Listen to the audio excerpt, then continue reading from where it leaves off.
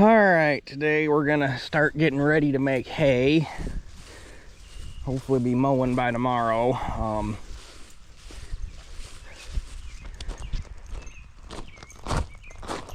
Man, we could really use some rain right now. I just went down, walked through the corn, and it's only, well, none of it's even. There's stuff that goes from like V2 to about V4, V5 already.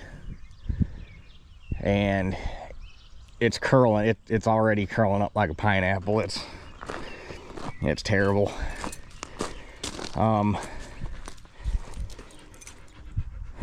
But obviously that field needs sprayed, so tomorrow after I get done mowing, I want to get the sprayer out and clear, get the tips and everything flushed out and get the sprayer ready to go. And Monday I'm going to call and order my chemical, so hopefully by Wednesday-ish time frame of next week we can start spraying, get that job done and out of the way.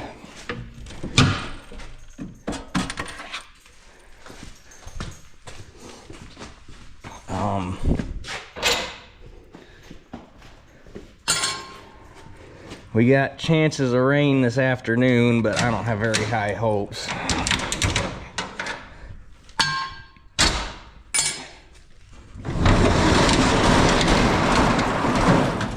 I guess we'll just have to see how it plays out. It's actually not specifically chances of rain, it's chances of scattered thunderstorms, so that doesn't necessarily mean it's gonna rain. But we can hope, right?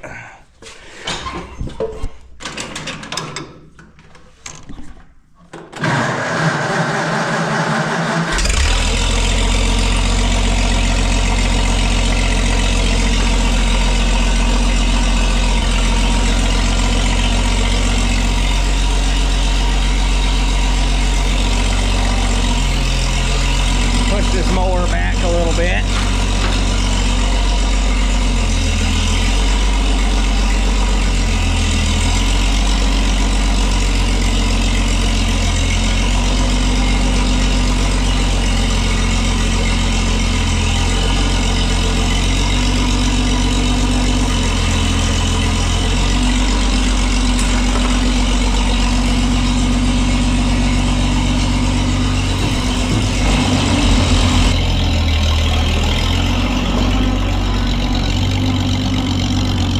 The first thing we're gonna do, I guess we'll see how it turns out. Might end up mowing hay with the 66. The hydraulic cylinders on the 3-point on this thing are both leaking really bad.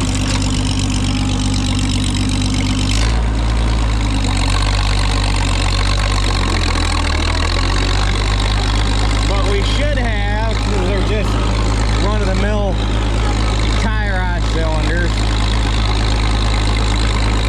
we should have everything stock to rebuild them. So that's the first thing I'm going to try to do, is get these cylinders rebuilt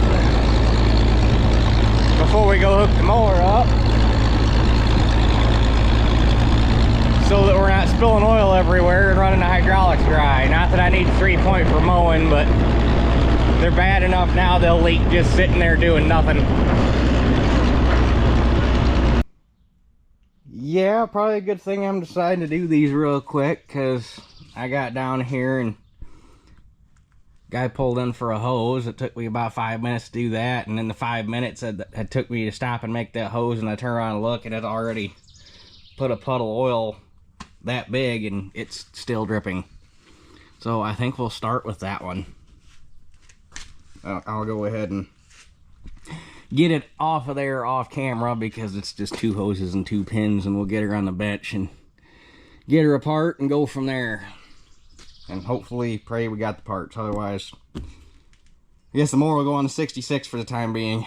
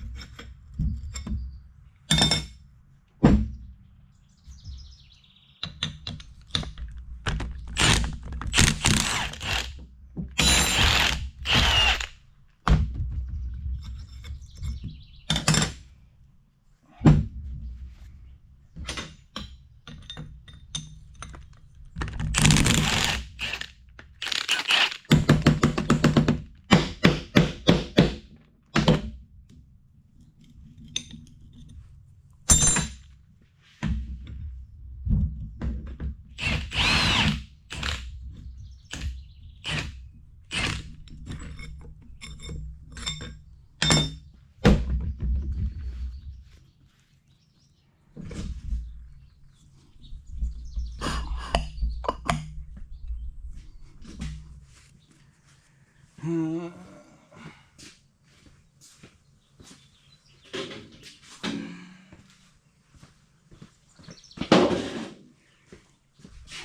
this part over a drain pan. I'll take the easy side off.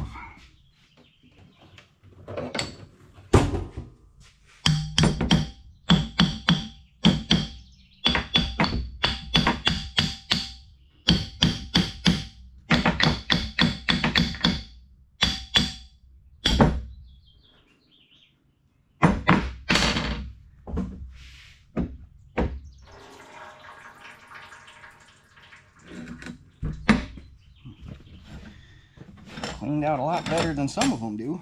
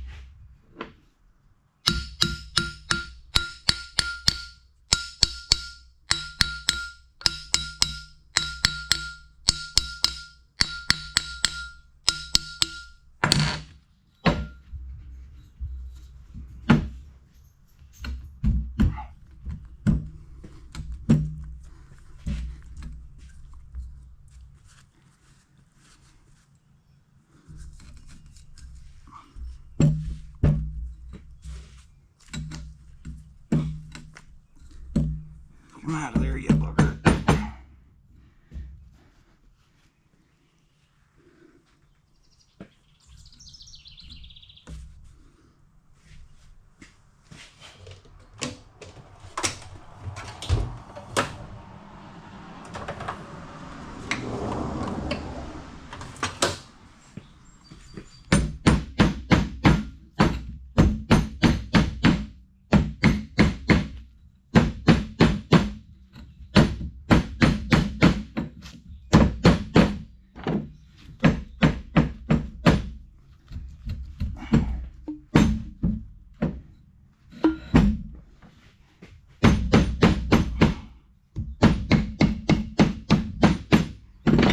O-ring on the piston ring. There we go. I really did not want to let go.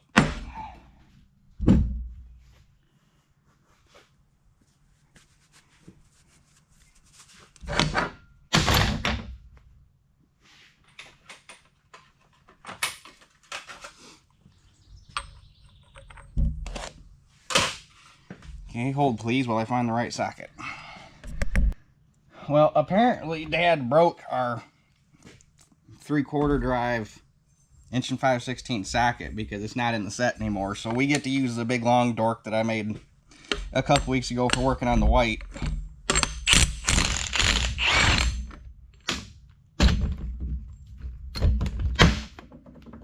It works.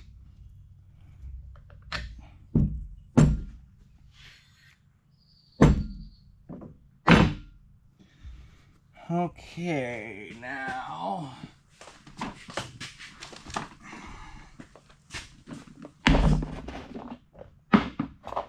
which one?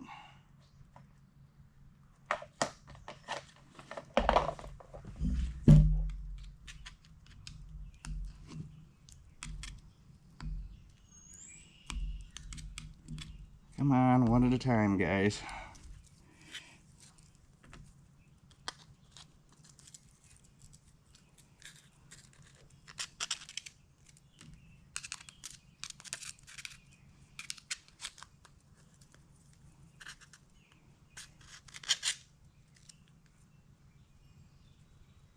It's interesting.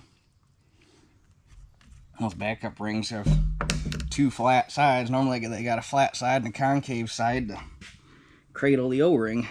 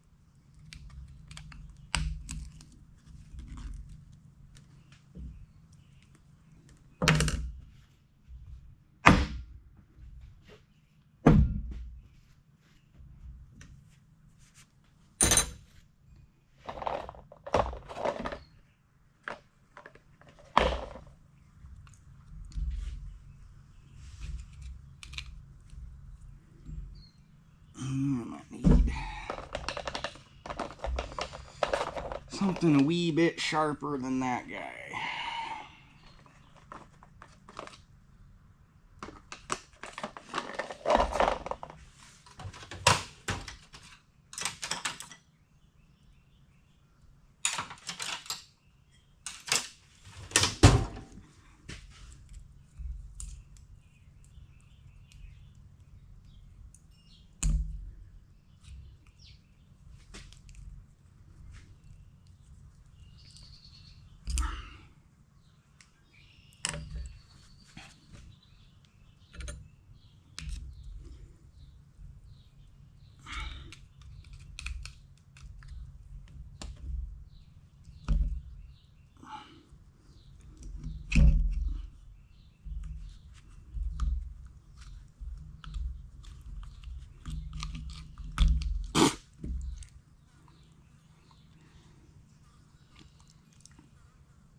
Hydraulic oil tastes nasty.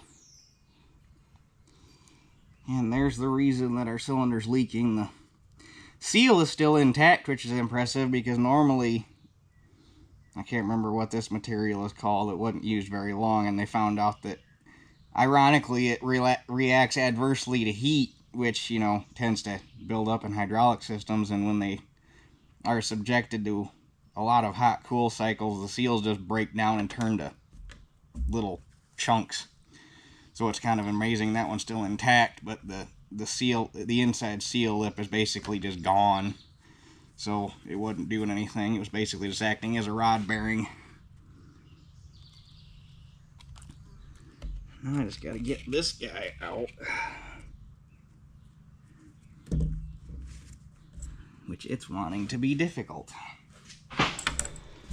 Okay, so we ended up having enough stuff to do both cylinders. It's going to get updated to a newer style of, or more modern, newer style of piston seal.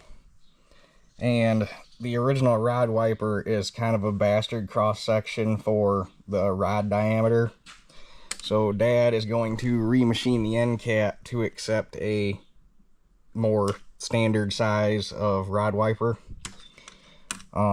So with that being said, I'm gonna move this cylinder aside and I'll get the other one off and tore apart so that he can get that end cap machined while I'm putting this one back together and we don't gotta have some wait time. So I'm gonna do that real quick and then we'll come back when I start putting this cylinder together.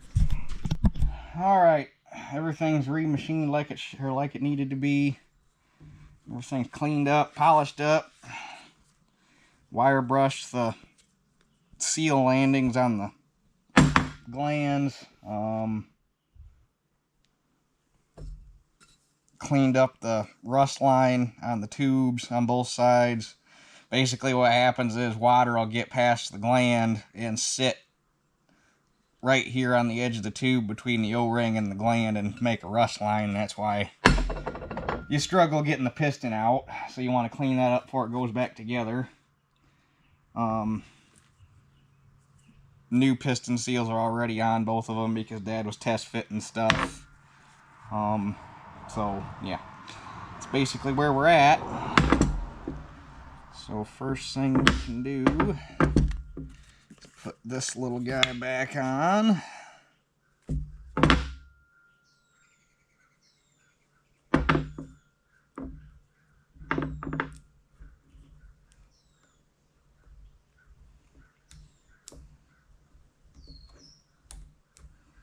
It's always fun getting these back on over the threads.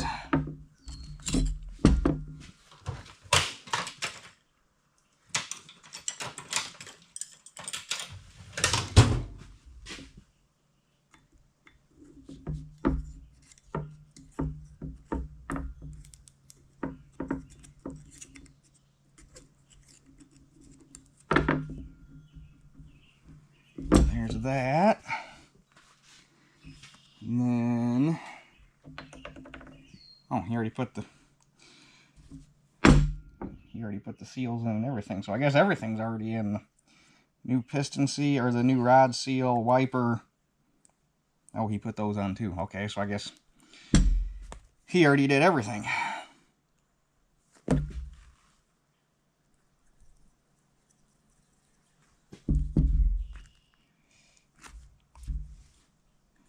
wasn't even paying attention because I was busy cleaning up parts.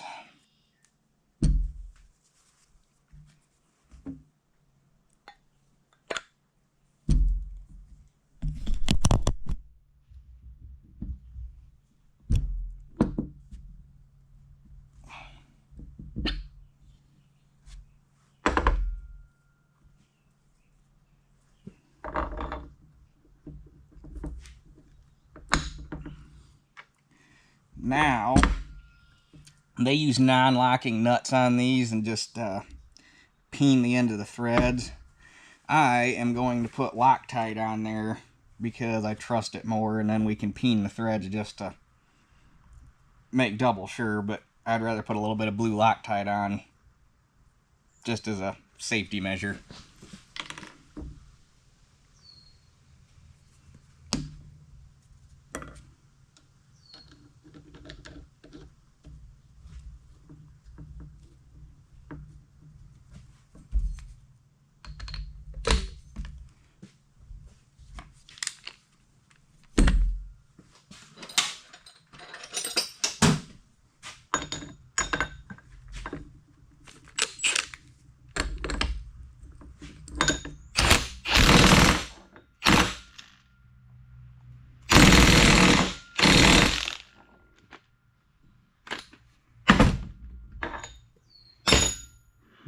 Okay, and then you need this, and need to put this in a vise. And all they did was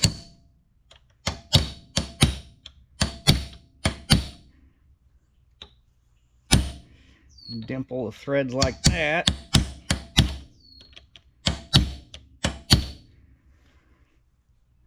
And that locks them, but truthfully the Loctite's doing more work than those are.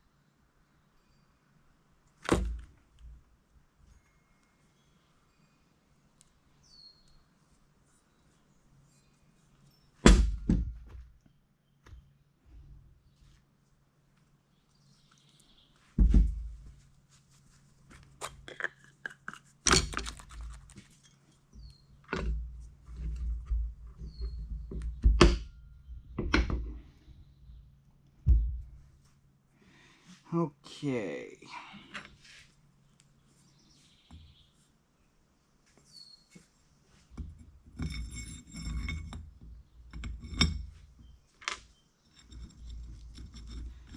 And those types of piston seals do fit rather snug, so the fit doesn't necessarily bother me too much.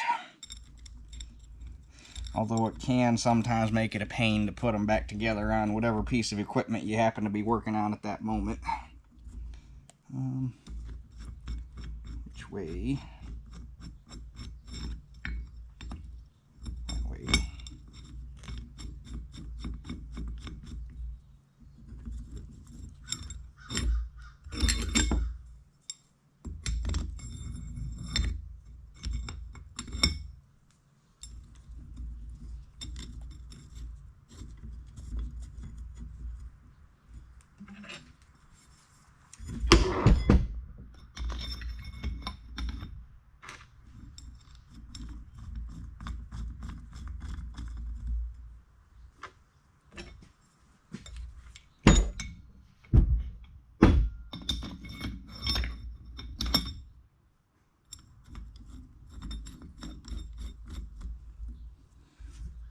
Okay, now I just need to look up my torque spec.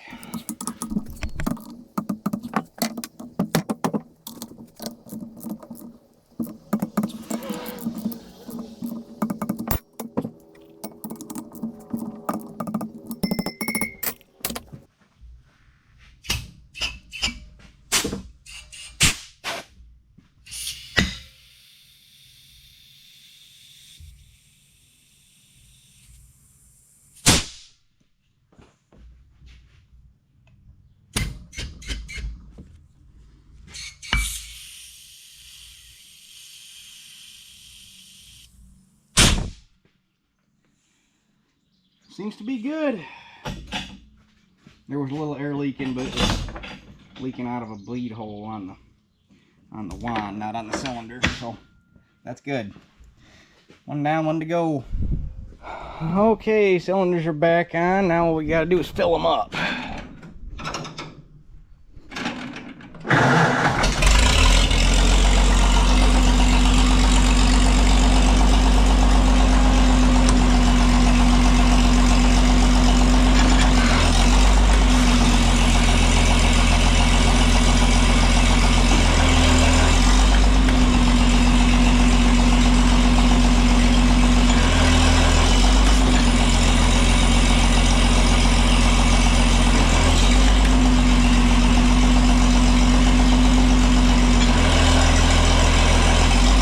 No more leaky, that's a good sign.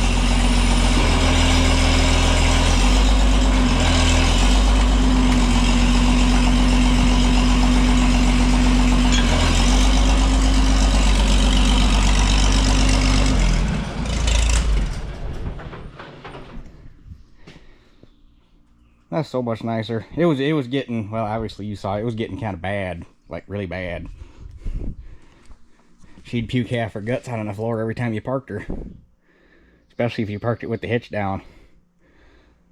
So, let her sit for a minute and probably pull the... This is a vented cap, but still just to help the air work its way out a little bit. I don't know why this cap gets stuck. Let's see if I can do it two-handed.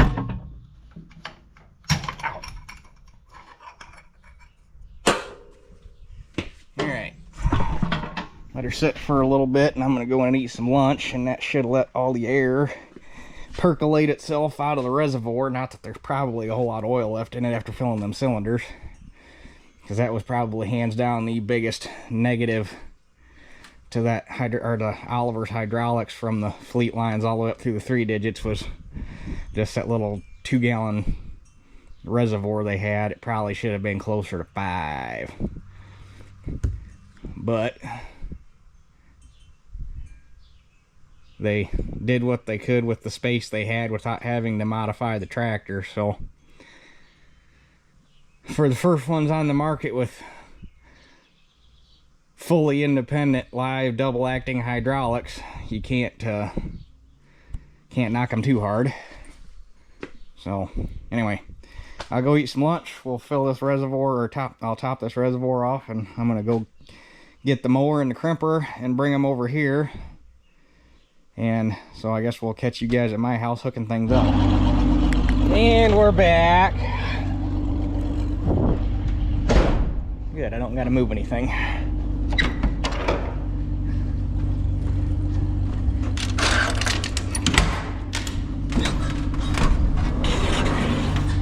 Still waiting to hear from my damn landlord about that food plot. Because this week I got the 150 cleaned up. That's all power washed. I even power washed the 1600. 1955's got the duals off and it's power washed. Obviously the 66 and the drill are cleaned up. The drill's back over here, so all I got left to get cleaned up is the planter and the T. But I need to know what's going on with that dang food plot. Don't think if I don't hear from them by Monday, Tuesday, it's just gonna get cleaned up anyhow. Okay, need to pop the power takeoff shaft off of. Why is this?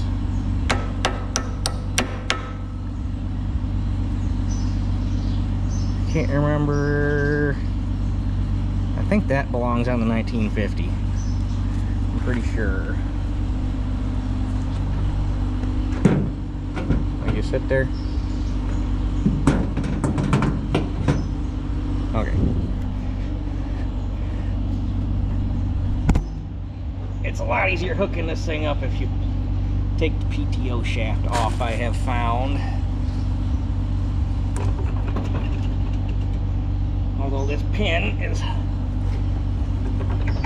very screwed up, which I got a new pin for it.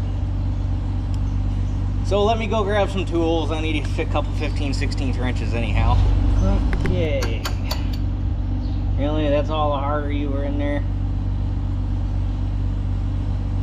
Oh well.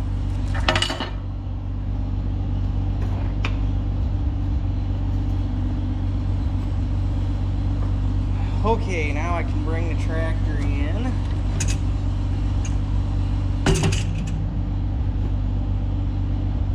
I gotta remember, I'm pretty sure I put this back in the hole it belongs in, and then once this is lined up, that can only go in one way. I really need to take a punch and make a mark on which hole so that I don't forget it. So unless it's something you hook up a bunch of times, of course, once you use it for a while, you just get used to it.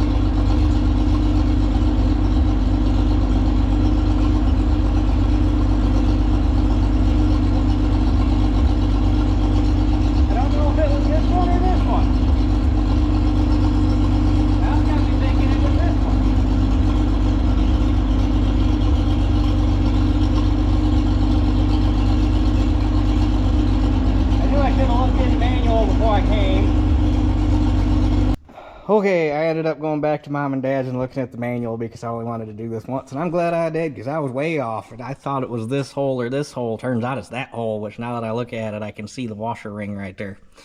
So, yeah, because I don't want to have to do this more than one time. Okay, with a little bit of effort, the mower is hooked up, so now we can go down to the basement of the bank barn and get the crimper dug out, and I'll drag everything back to Mom and Dad's all together. And let's dig everything we need out of here. Well, almost everything. The baler's gonna stay.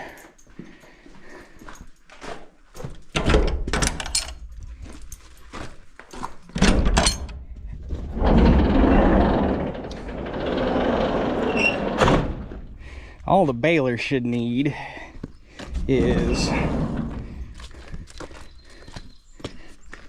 as far as I remember, all the baler needs is greased and to have twine put in it. The rake, when we come back this afternoon, I gotta bring the tires and wheels off the 10-foot disc and put back on it. Oop, hold on. Anyway, this is getting the 9.515s off my 10-foot disc put back on it for the time being, because that tire finally bit the dust all the way. The pooch in the side finally blew out and it broke the tube. I need to get, I think I've mentioned I wanted to do this, some 6x18 implement rims so I could put 750/18 R1s on it, like what's on the back of the 525. Won't be correct, but I could put tires and rims on this thing for what it was going to cost me to just buy one tire that is correct for these 21-inch rims. You can still get this same, they call them a Mower tire. I guess the first common use for them was on horse-drawn sickle mowers that use rubber tires. But Miller Tire still makes this chicken foot style closed tread tire, but they're like, I think last time I looked they were upwards of $350 a tire. Might have been more than that. They were something stupid, which when I finally restore the rake, I'll finally bite the bullet and put them on there. But for right now, if I put 750/18 R1 tractor tires on it, they'll look like they belong on the rake, and they'll be a lot cheaper and a lot easier to get.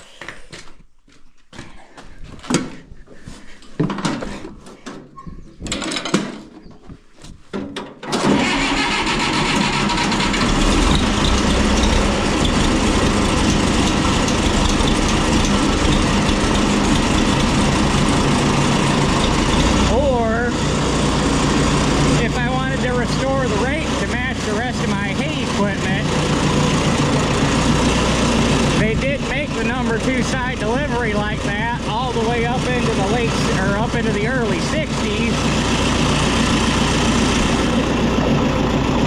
and in the later years it got the red and white paint scheme like the 3 digits did,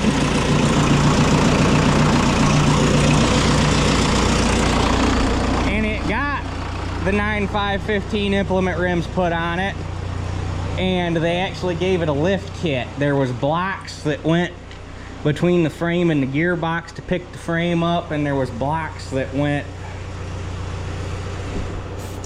I can't remember what they did on the rear wheels. I've got the updated, they actually put out a service bulletin if you wanted to update your rake to the newer tires and rims and put the lift kit and everything on it. And I've got the service bulletin with my manual that shows all the parts you need and what they did to put the smaller, to put the regular implement tires on them and raise the frame up, which that's one thing that these rakes kind of needed, was a little more ground clearance, especially off the back. Which, if we get time over at Mom and Dad's, I might grab it and show you, because it's kind of an interesting little, it's like 2 or 3 pages of updates that this rake got in the 60s. Actually, obviously, put it at late 50s, but 3 minutes.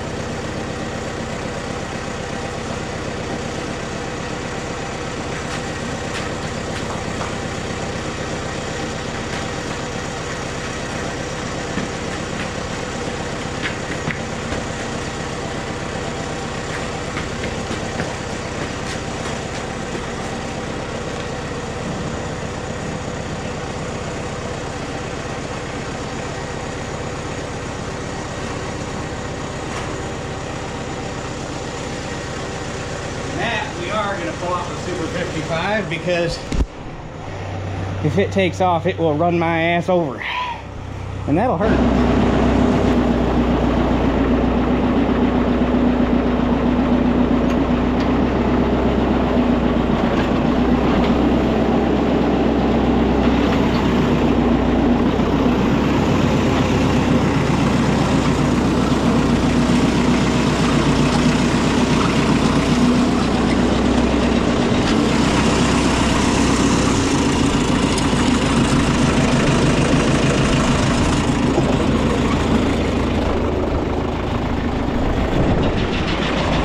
I really need to get the PTO on this thing fixed.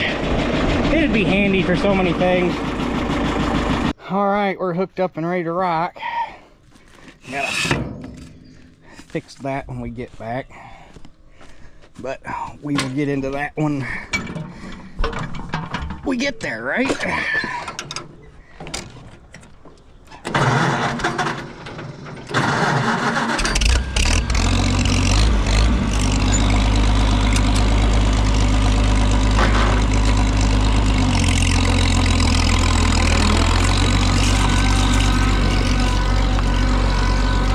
First time them two have been trained up together in a long, long time.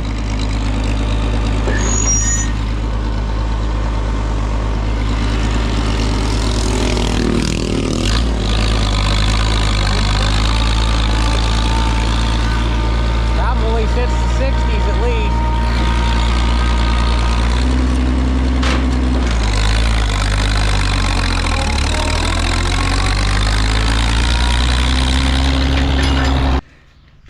Okay, we're back. So, two things I gotta do on the mower. First is put this guy back on, which anybody that was around a couple months ago after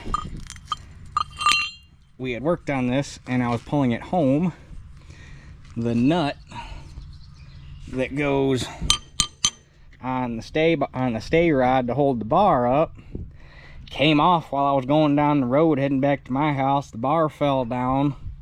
And this is the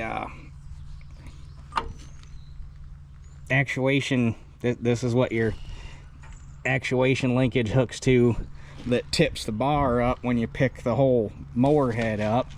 And that couldn't handle the shock of the bar falling, because obviously in your transport position, the bar is going to be, you know, up like that. And the whole thing came crashing down and it cracked that piece right there. And Dad had some cast iron TIG rod, so he TIG'd it. It didn't turn out too bad. It took him several shots to get it to do it cleanly-ish. So I guess we'll just have to see if it holds up or not. I know where there's another one of these mowers at in a junkyard, and I've been tempted to just buy the complete mower, lock, stock, and barrel, so that I would always have parts laying around.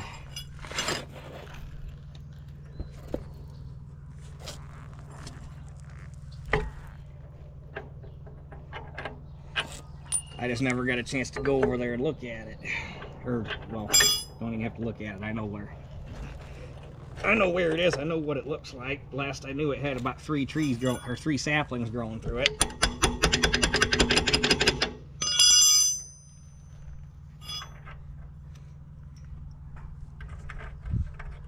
And that one's the one that's got the hydraulic lift set up on it, which is also something that I would like to put on this mower.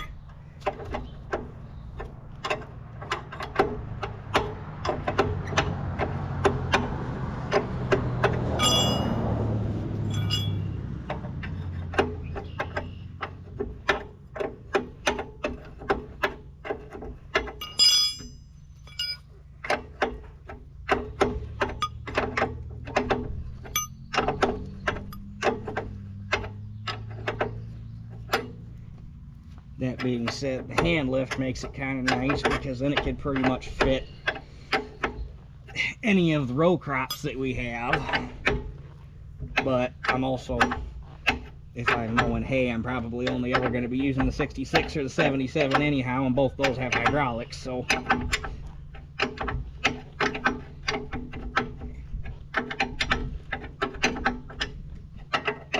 that being said, one of these days when I finally get that 5-speed 60 we got overhauled, I would probably set this mower up to go on that and just leave it on it, because I think that little 60 would be the sweetest little mowing tractor.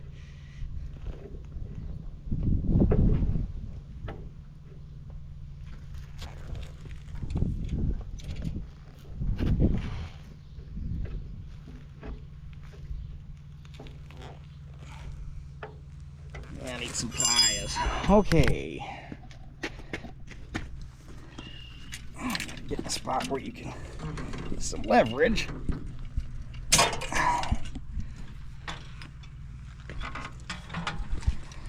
So it's just going to be a matter of seeing if that holds, which it should. It ain't like it's doing a whole lot of work. But the next thing I want to do to ensure that we never have this problem again is we're going to make, real quick, what's called a weighted nut. And I'm going to go find the material, and then we will show you guys what I mean. Okay, so the first thing we got to do is make a nut.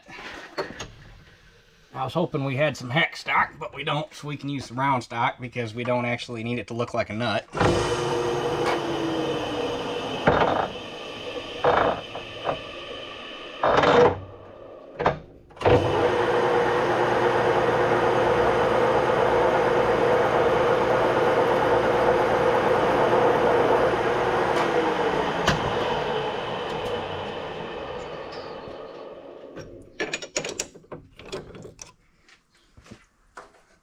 Got a couple tool switches here.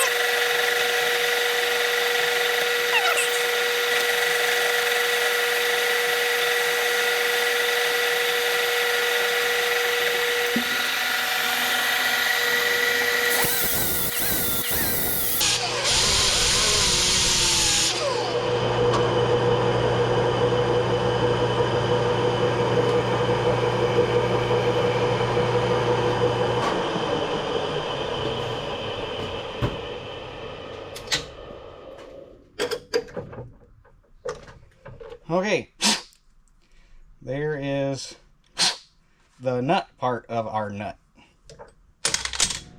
Okay, so I turned up this here fancy little handle and took the nut out and put it on the mower and tightened it up and put a mark where it's roughly tight. It's we're going to put the handle just a little bit clocked to that side of it so that we got a little room to reef on it. And then we'll show you the finished product here.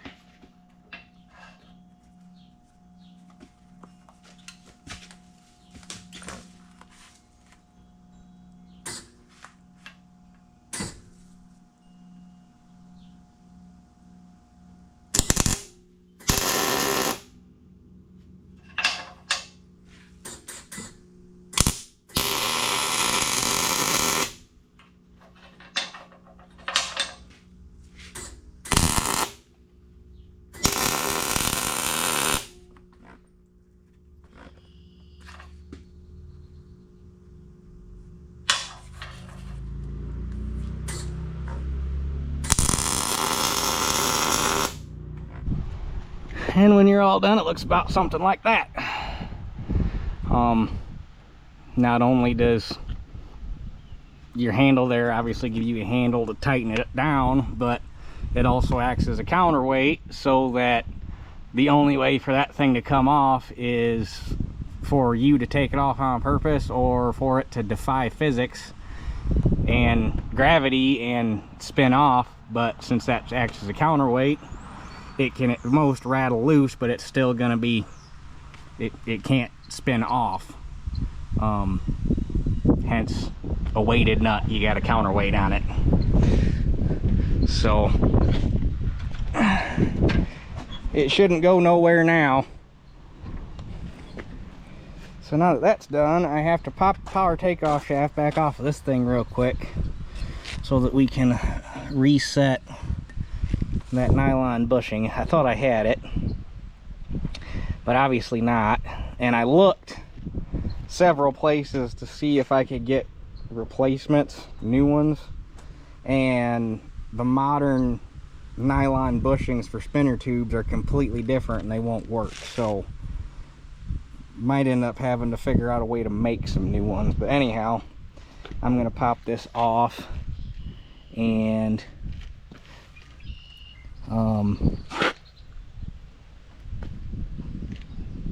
yeah, we'll fix that real quick so the spinner tube stays on like it's supposed to. Okay, so our lift arm for the sickle bar is fixed. Our, at least for the time being, spinner bushing is back locked in where it belongs. We got a better nut for a transport. I think all that's left to do is grease it, which I'll do that tomorrow morning before we go to use it. And I know I have the conditioner hitch so I can pull this whole thing as a train, but at least for right now, I am not going to pull these together. One, that field is not ideal for pulling a train like this because of the stuff I got to go around. And two, I've got an untested mower and an untested crimper. If I'm going to have problems, I want to have problems with one thing at a time, not two things at a time. So we'll go over it with the mower, and then I'll put the crimper behind the 66, and we'll go back and crimp it with the 66 and the crimper by itself. That way, if we have issues, we only have issues with one piece of equipment at a time rather than everything at the same time. So with that, I think all I got to do, we can take the crimper up and unhook it. 77 can go back in the barn, and then we can grab them wheels and tires off the disc and go back and get them put on the rake so that the rake is ready to go. But real quick, while I'm thinking about it, since I just mentioned the rake, I'll go get that book so that I can show you what they did to change the rake up when they modernized it. Okay, so here's the manual for my rake, and the front part of the manual shows the original number 2 rake. So notice the different rear casters, or notice these rear casters, how there's the single offset arm type. And then if we come to the back of the manual, the last couple pages, are the supplement, because this manual is actually newer than the Rake.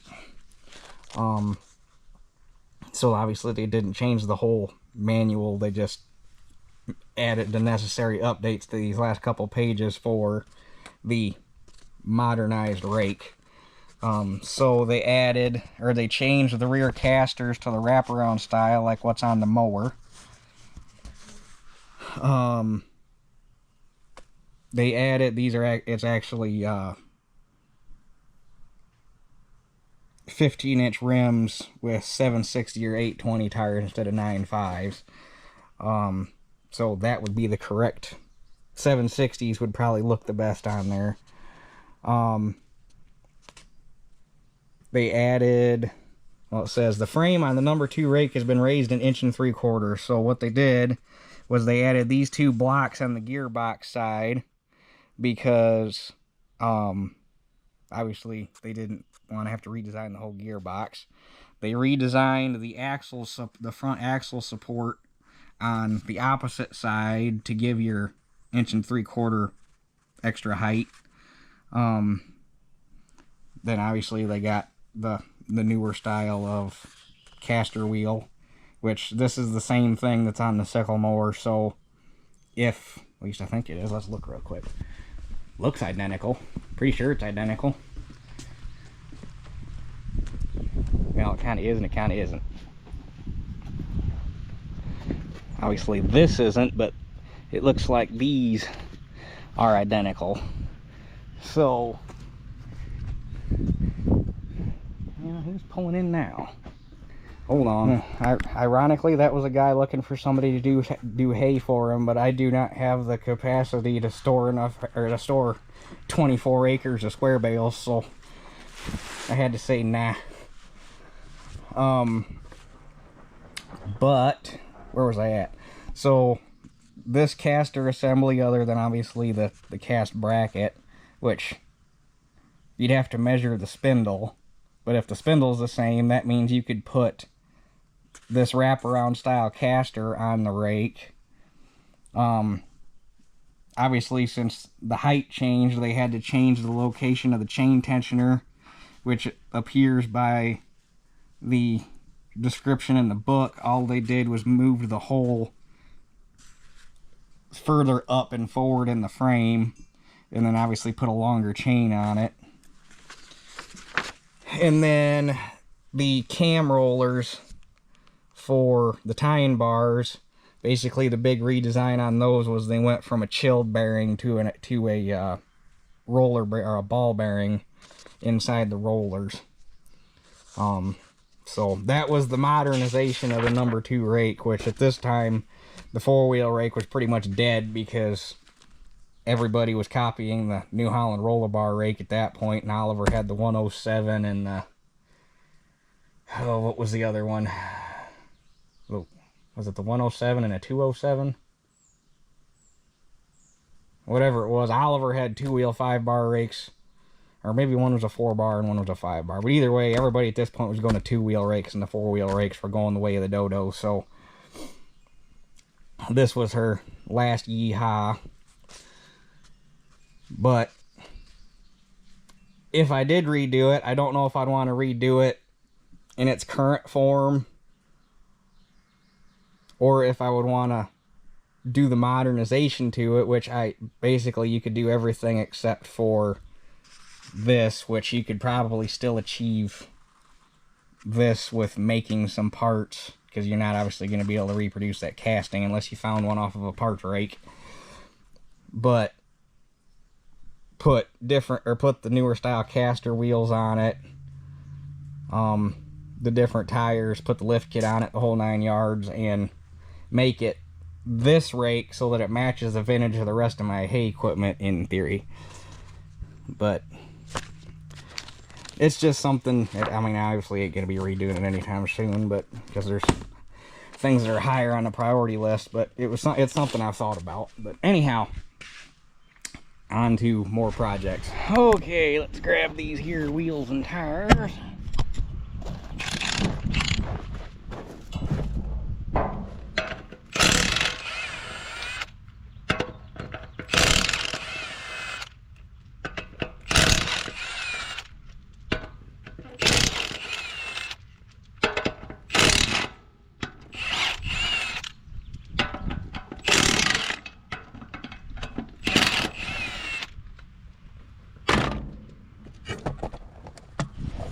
And now we got to put those tires on here.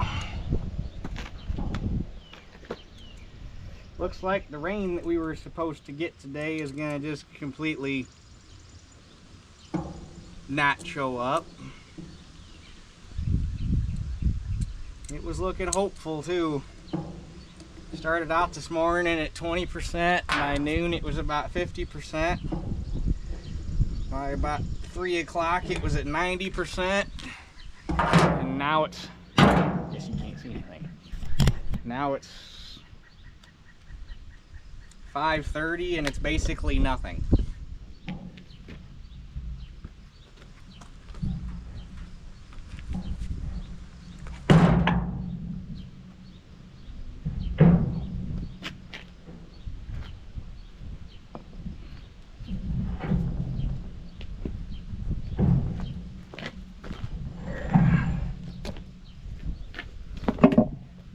Not looking good, folks. Had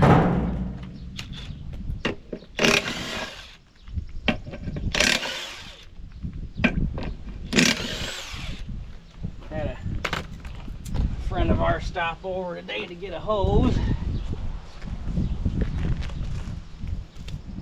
They are a fairly decent sized operation.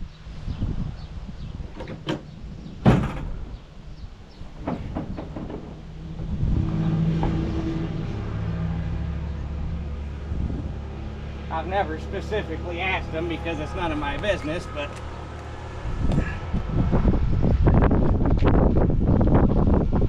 I would venture to guess they farm somewhere in the neighborhood of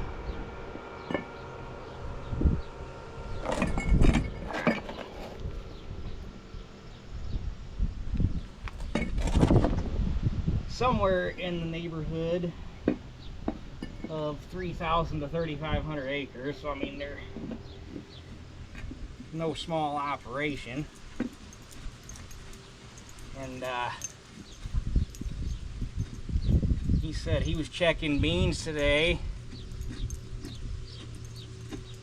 Mind you, they've got an actual bean planter, you know, actual planter units, and yeah, better depth control and all that fancy jive. And he said that they've got beans that got planted into moisture, sprouted, ran out of moisture and died. So they're already at the possibility of replanting if it ever does rain enough to get some moisture in the ground. They also grow a fair bit of wheat because they have a fairly decent sized cattle operation. Their wheat, which my wheat's doing the same thing, wheat's starting to dry down already, and it should have, you know, somewhere in the neighborhood of about 2.5 to 3 weeks of growth yet before it starts drying down. And hell, now it's yellow that far up the stem, so that's not good.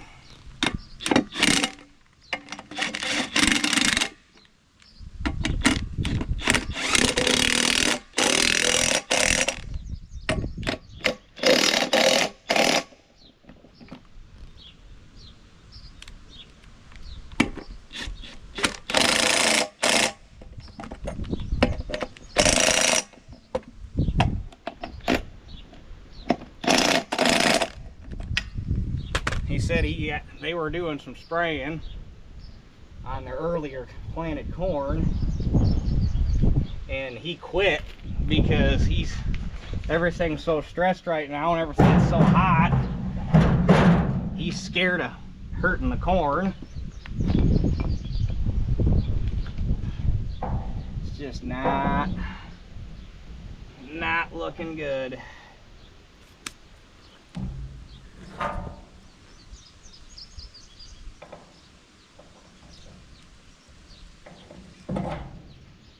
But that being said, this isn't the first drought like this, and it certainly won't be the last, so what can you do about it besides fight through it?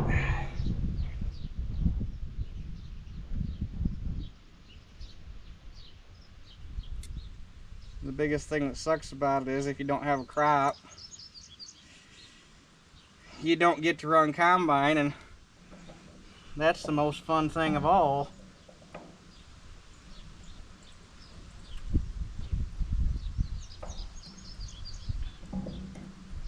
obviously gonna still combine weed. It probably ain't gonna amount to shit, but it's still making grain right now, so there's gonna be something there to harvest. That might be the only thing we get to harvest this year. Time will tell. Now the last thing I gotta do is move my drawbar back over. Because last year when I raked straw, I was just bumping windrows, so I slid the drawbar all the way over so I could just use that back section of rake and just lay the windrows over and invert them. Now we actually want to be straddling the track, so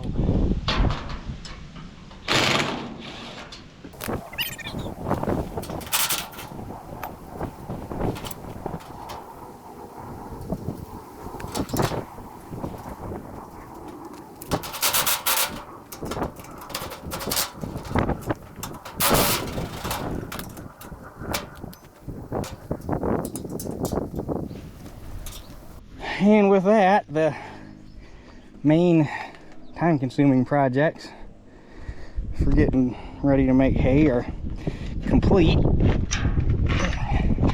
Stir bar's a little tweaked. So all I got is obviously a little bit of greasing to do as we need equipment. So,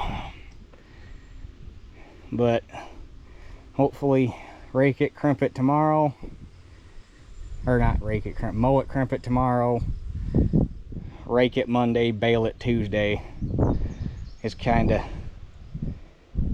the plan. Probably gonna obviously mow it to 77, crimp it to 66, probably rake it with a Super 55 since it's here.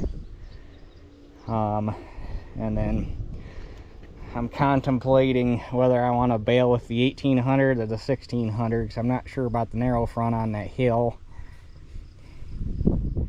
But I want to be sure that I have a big enough tractor in front of it because of that hill, that we can keep the baler under control is my main thing.